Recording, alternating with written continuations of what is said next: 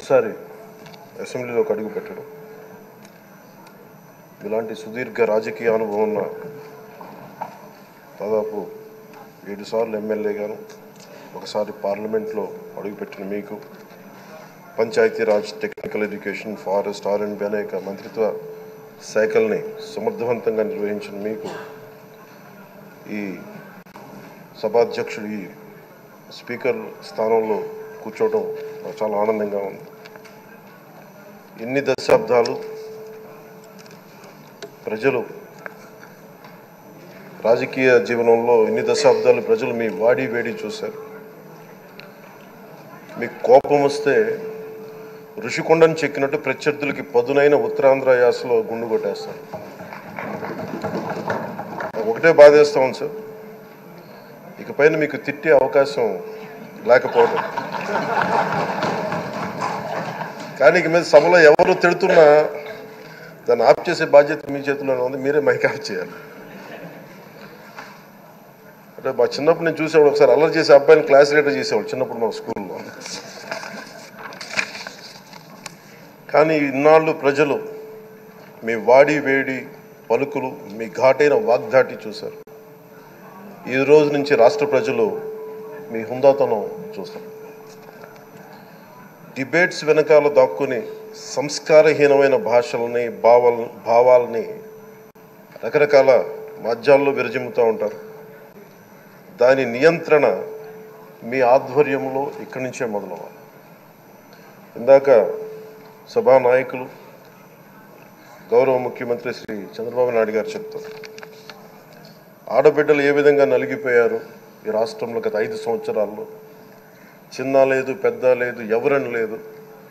ఎవరన్నా సరే ఒక మాట మాట్లాడితే వాళ్ళు వ్యక్తిగతంగా దూషణ, సోషల్ మీడియాలో వాళ్ళని క్యారెక్టర్ అసాసినేట్ చేయటం, వాళ్ళు పెద్ద నాయకులు కావచ్చు, కార్యకర్తలు కావచ్చు, లేదా వాళ్ళకి ఎదురు తిరిగి ఒక ఒపీనియన్ చెప్పి ఎవరైనా సగటు మనిషి కూడా కావచ్చు, అది ఇక్కడతో ఈ రోజు నుంచి ఆగిపోవాలి అధ్యక్ష. అది మీ ఆధ్వర్యంలోనే మొదలవ్వాలి. గత ప్రభుత్వం తాలూకు సభ జరిగిన విధానం చూస్తే ఈ వ్యక్తిగత దూషణ ఇవన్నీ చాలా ఇబ్బంది పెట్టే ప్రజలు. ఈ రోజున వాళ్ళకి 11 సీట్లకు పరిమితం అయ్యారు, ఈరోజు లేరు, ధైర్యం లేదు వాళ్ళకి. విజయాన్ని తీసుకోగలిగారు కానీ ఓటమి కూడా ధైర్యంగా కూర్చుకునే వాళ్ళకి స్థాయి లేదు, వాళ్ళకి పారిపోయారు ఇక్కడి నుంచి. భావంలో ఉండే తీవ్రత భాషలో ఉండాల్సిన అవసరం లేదు. భాష మనుషుల్ని కలపడానికి కానీ విడగొట్టడానికి కాదు. భాష విద్వేషం రేపడానికి కాదు, పరిష్కరించడానికి. ఎంత జటిలమైన సమస్య అయినా, భయంకర సమస్య అయినా చర్చల ద్వారా పరిష్కరించుకోవడానికి కానీ వివాదం సృష్టించడానికి కాదు. ఈ సభ ఉన్నది అందుకు.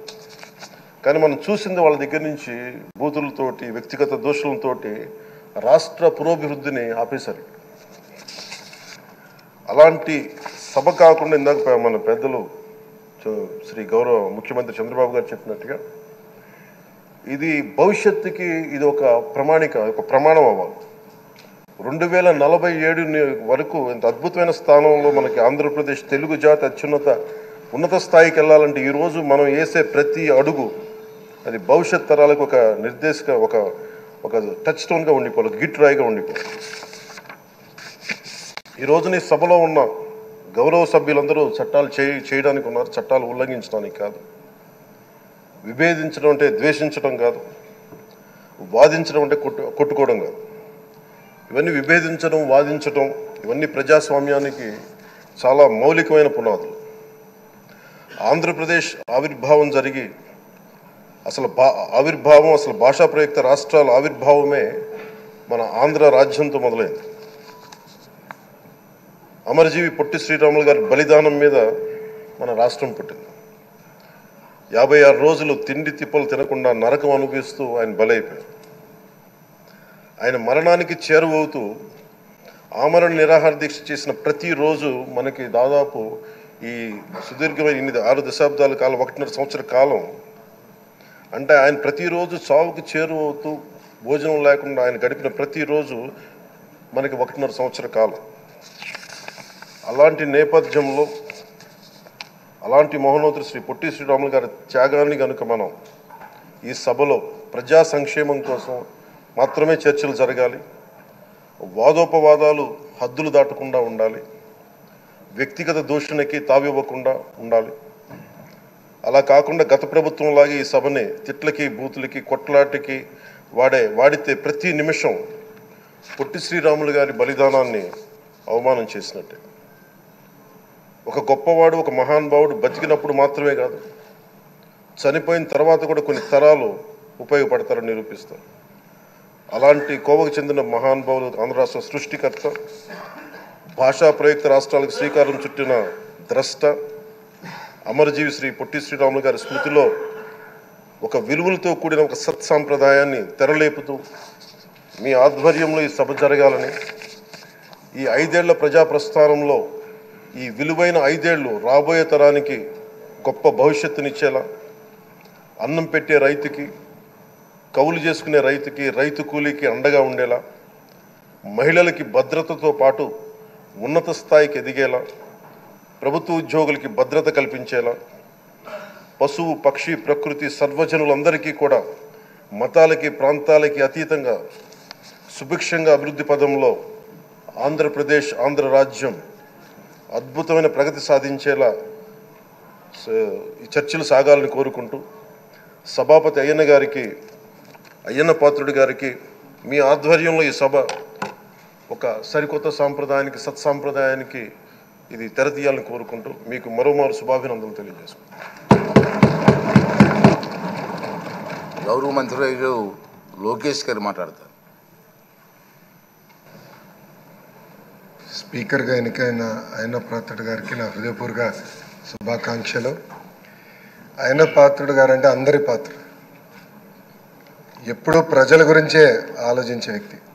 అధికారంలో ఉన్న, ప్రతిపక్షంలో ఉన్న ప్రజల సమస్యలు ఎట్లా పరిష్కరించాలని ఆలోచించే వ్యక్తి అయ్యన్న పాత్రుడు గారు. అయ్యన్న పాత్రుడు గారు అంటే ఒక పోరాటం, ఒక పౌరుషం. ఇప్పుడే పవనన్న అన్నట్టు క్షణికావేశం కూడా ఉండేది, ఇప్పుడు ఇంకా అవకాశం లేకుండా పోయింది. 1983లో విశ్వవిఖ్యాత నడసార్వభౌమ స్వర్గీయ శ్రీ నందమూరి తారక రామారావు గారు ఆనాడు తెలుగుదేశం పార్టీని స్థాపించినప్పుడు 25 సంవత్సరాల వయసులో మీరు ఆనాడు పోటీ చేశారు, ఎమ్మెల్యే అయ్యారు. ఆనాడు భారతదేశంలోనే సెకండ్ యంగెస్ట్ ఎమ్మెల్యేగా అయ్యన్న పాత్రుడు గారు నిలబడ్డారు. 25 సంవత్సరాల వయసులో మీరు మంత్రిగా కూడా అయ్యారు. 7 సార్లు శాసనసభ్యుడిగా, ఒకసారి ఎంపీగా కూడా మీరు ఉన్నారు. 7 సార్లు ఒకే నియోజకవర్గం, నర్సీపట్నం నియోజకవర్గం ఏ అదృష్టం చేసుకుందో నాకు తెలియదు, కానీ 7 సార్లు కూడా నర్సీపట్నం నియోజకవర్గాన్ని ఎమ్మెల్యేగా మీరు నిలబడ్డారు. 16 సంవత్సరాలు మీరు మంత్రిగా చేశారు. చూస్తే టెక్నికల్ ఎడ్యుకేషన్ కానీ 3 సార్లు R&B, forest, environment, science and technology, Panchayati Raj, గ్రామీణాభివృద్ధి శాఖ మంత్రిగా కూడా మీరు చేశారు. ఈ హౌస్లో ఎవరికి తక్కన ఒక అదృష్టం నాకు దక్కింది. మీ తర్వాత పంచాయతీరాజ్, గ్రామీణాభివృద్ధి శాఖ మంత్రి ఏదో అవకాశం నాకు దక్కింది.